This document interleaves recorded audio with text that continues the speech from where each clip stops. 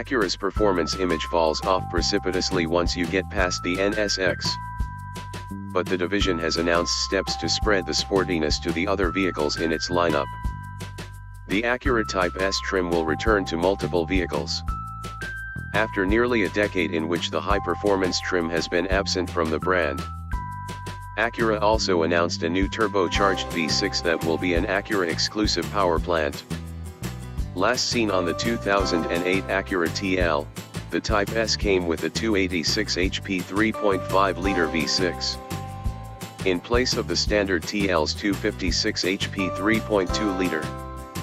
And also featured trim-specific chassis tuning and styling details.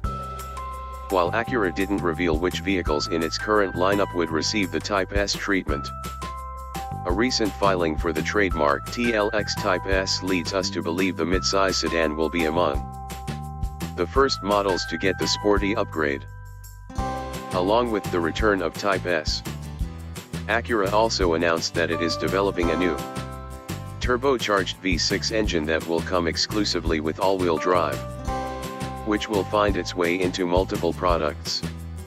Although no specifics about the engine's displacement or power figures have been released, we imagine it will share elements with the 500 HP twin-turbocharged 3.5-liter V6 found in the Acura NSX supercar. Look for both the Type S trim and the new turbocharged V6 engine to come to market sometime next decade, with the two possibly debuting together in a TLX Type S sports sedan.